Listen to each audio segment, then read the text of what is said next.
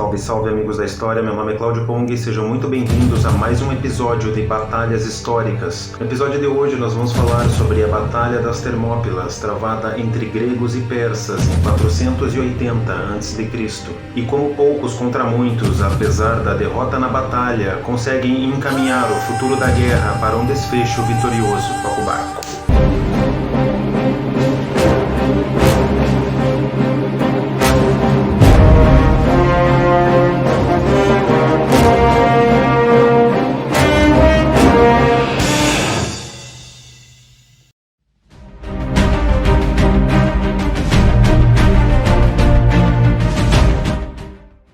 Para um jovem pastor escondido atrás das pedras, aquilo se teria assemelhado ao mundo todo em movimento. É certo que jamais se tinha visto tanta gente reunida ao mesmo tempo naquelas regiões remotas e pedregosas do nordeste da Grécia. Havia sírios barbudos com porretes de ferro tacheados, citas com seus arcos pequenos, indianos com suas vestes de algodão, tribos do Cáspio com cimitarras, etíopes cobertos de pinturas de guerra branca e vermelha, que portavam escalpos de cavalos como enfeites de guerra, árabes e outros povos do Cáucaso e da Antioquia, como afirmou Heródoto, todas as nações antigas da Ásia. O jovem pastor teria ficado impressionado ainda com os imortais. A guarda pessoal do rei Xerxes, composta de 10.000 cavaleiros persas, engalanados com seus conseletes de metal polido e acompanhados pelas próprias carroças de bagagem, que traziam suas concubinas e seus criados particulares. Como não poderia deixar de ser, o mais impressionante de todos era o próprio rei,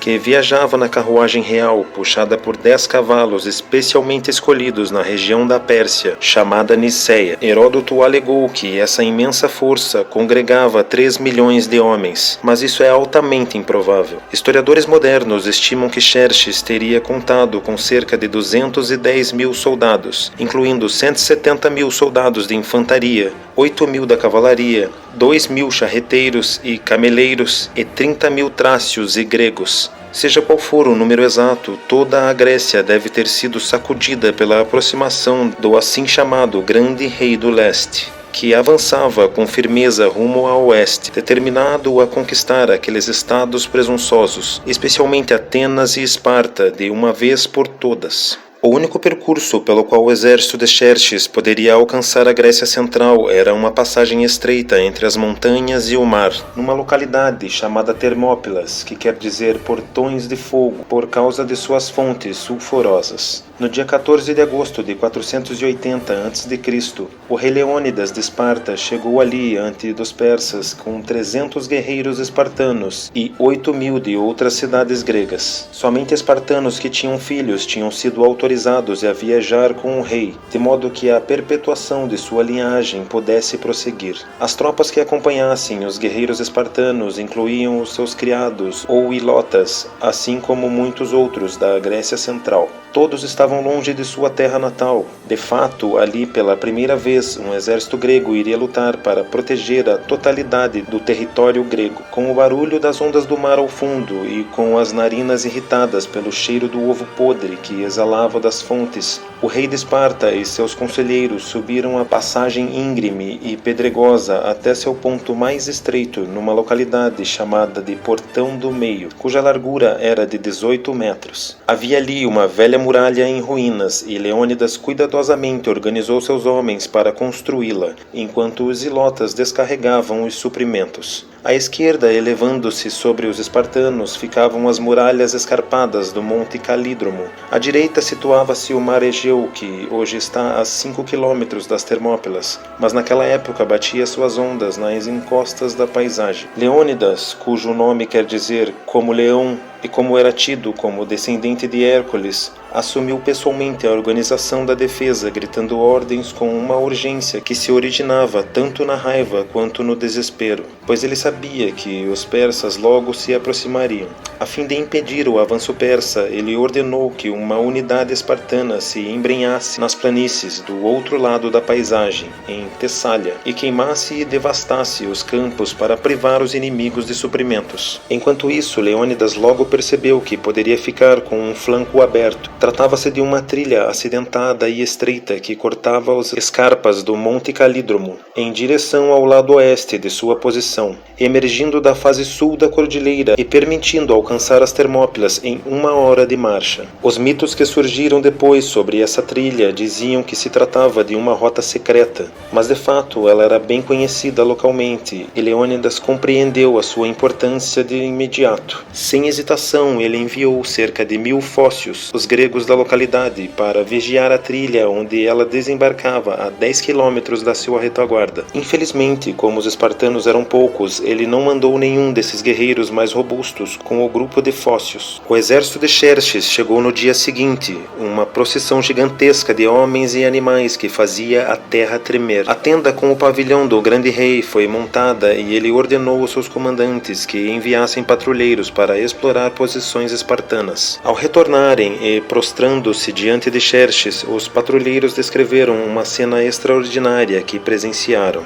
Os espartanos, como se não tivessem mais nada com que se preocupar, estavam se exercitando e penteando os longos cabelos em frente às suas posições defensivas. O grande rei mal pôde acreditar no que lhe diziam. Por que os espartanos não tremiam diante dele? Por que não se retiraram? Quem acompanhava Xerxes naquele dia era Demarato, antigo rei espartano que havia perdido uma luta pelo poder em Esparta e fugira para a Ásia. Mas agora voltava para a Grécia com os persas na esperança de ser reentronizado como recompensa caso Xerxes vencesse. Demarato não ficou surpreso com o comportamento dos espartanos, que demonstraram tranquilidade, e disse a Xerxes: esses homens estão se aprontando para a batalha, determinados a impedir nossa entrada na passagem. Para os espartanos é normal arrumar os cabelos com todo o cuidado ao se prepararem para a morte. Se esses homens puderem ser derrotados, então não há mais ninguém no mundo inteiro que se atreverá a levantar a mão ou desafiá-lo.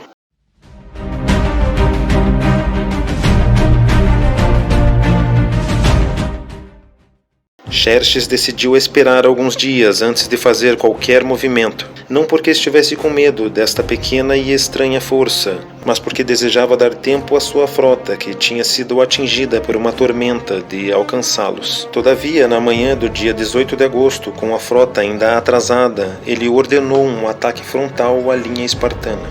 Um ataque frontal não era a abordagem ideal, e tanto Xerxes quanto seu comando sabiam disso.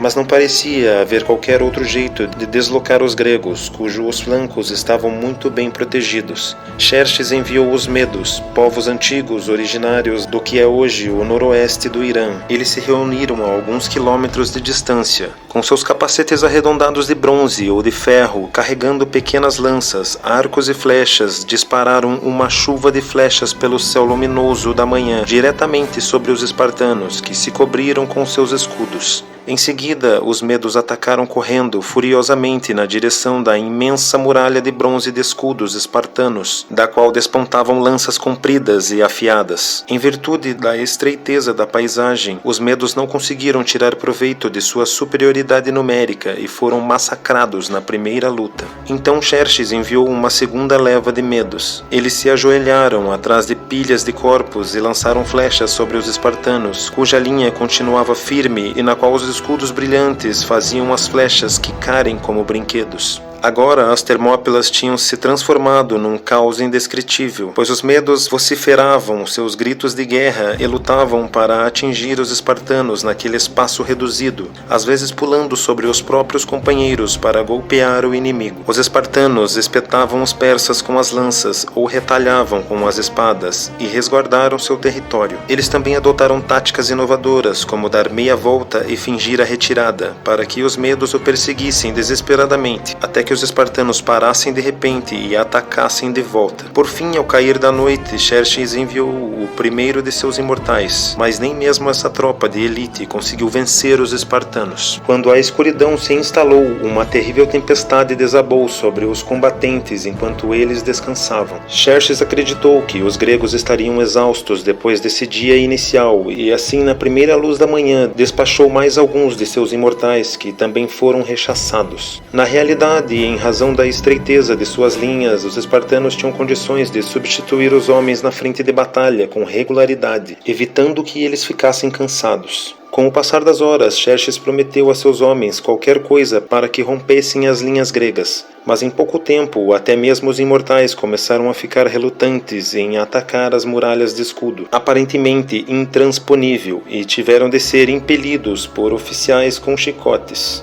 Naquela noite, Xerxes retirou seus homens e começou a ponderar o próximo passo. Detido por aquela força ridiculamente pequena, ele se encontrava numa situação difícil porque sua marinha, fustigada pelos triremes de Temístocles e assolada por sucessivas tempestades, falhara na missão de se aproximar para trazer suprimentos. Durante a noite, enquanto Xerxes estava reunido com seus oficiais, trouxeram diante dele Efialtes, um nativo do lugar. A princípio, Xerxes mal pôde acreditar em seus olhos, porque um homem do povo estava sendo trazido à sua gigante presença. Em seguida, após curvar-se, Efialtes foi autorizado a falar. Em pouco tempo, convenceu Xerxes de que havia encontrado um jeito de ajudar o rei persa a vencer os gregos. Na expectativa de uma rica recompensa, como afirmou Heródoto, Efialtes se ofereceu para guiar os persas ao longo de uma trilha que levaria à retaguarda de Leônidas. Embora os persas pudessem ter conhecimento da existência dessa trilha, o fato é que somente um habitante local como Efialtes seria capaz de guiá-los por ali em segurança. Xerxes aceitou a oferta e 1000 imortais, tendo agora a chance de se redimir, seguiram o traidor pelas montanhas, em meio à escuridão.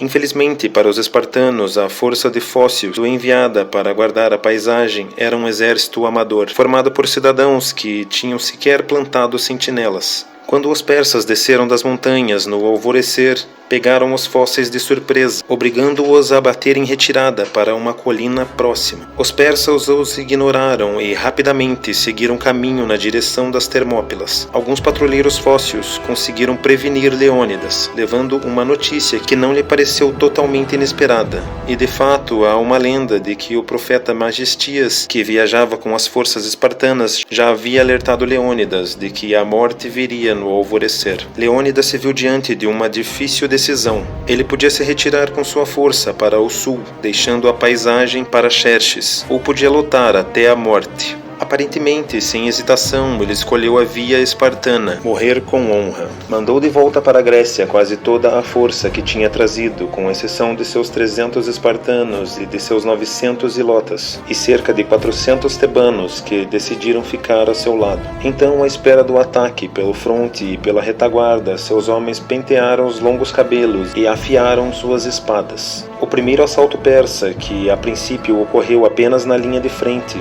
foi tão feroz quanto de costume, sendo as tropas persas impelidas às chicotadas. Muitos caíram no mar e se afogaram, enquanto alguns foram pisoteados pelos próprios combatentes e outros foram empalados nas lanças e espadas dos gregos. Gradualmente, no entanto, os persas conseguiram lutar a seu modo em meio ao reduzido número de espartanos, arrancando as ponteiras das lanças com as espadas, retalhando os capacetes, batendo, esmurrando e arremessando as armaduras até que os espartanos recuassem. Nesse ponto, Leônidas foi morto e se iniciou uma batalha selvagem por seu corpo. Os gregos rechaçaram o inimigo por 4 vezes, matando diversos nobres persas, incluindo 2 meio-irmãos de Xerxes. Então ouviu-se um grito na retaguarda grega: "Lá vem eles!" Os imortais agora atacavam por trás. Cercados, os espartanos se retiraram para um pequeno monte. Nesse lugar, conforme a descrição de Heródoto, eles se defenderam até o fim com suas espadas, se ainda as tinham, e na falta delas, com as mãos e os dentes. Incapaz de derrotar os espartanos na luta corpo a corpo, os persas recuaram e atiraram flechas, eliminando cada um dos inimigos. Uns poucos tebanos se renderam, mas nenhum espartano ou ilota. Xerxes ficou tão furioso com a disposição dos espartanos para resistir que cortou fora a cabeça de Leônidas e colocou na ponta de uma lança para que todos vissem. Essa atitude não foi própria de um rei que normalmente respeitava os inimigos corajosos, mas ele se pareceu ter compreendido de uma vez por todas que, embora tivesse vencido a batalha, os gregos haviam conquistado uma significativa vitória psicológica. Numa tentativa de se contrapor a isso, ele fez com que todos os persas mortos fossem fossem enterrados, com exceção de uns 1000 ou pouco mais, e convidou os marinheiros de sua frota, que enfim havia chegado, a visitar o campo de batalha na esperança de convencê-los que sua vitória tinha sido menos custosa do que realmente fora. Na realidade, as Termópilas tinham custado muito caro a Xerxes, em parte pela perda de uma vantagem estratégica. Se Leônidas tivesse abandonado as Termópilas, Xerxes poderia ter mandado sua cavalaria e sua infantaria leve atrás do exército grego em retirada, destruindo-o e deixando o restante da Grécia indefeso. Mas a momentânea vitória grega tinha sido ainda poderosamente simbólica. Leônidas escolhera morrer, não apenas por Esparta, mas por toda a Grécia, um fato que foi compreendido depressa em toda a sua extensão logo após a batalha. As forças gregas, que iriam por fim derrotar Xerxes em Salamina e Plateia, seguiram o exemplo inspirador de Leônidas e se mantiveram unidas, quando poderiam facilmente ter dispersado diante de tamanho perigo. Se não tivesse havido resistência nas Termópilas, é quase certo que a Grécia centro-sul teria capitulado diante de Xerxes. A morte de Leônidas e de seus 300 homens escolhidos foi vista na época exatamente como era: uma tocha, não para acender uma pira funeral, mas para iluminar o povo grego, até então dividido e irresoluto. Um muito obrigado e prepare-se para a batalha.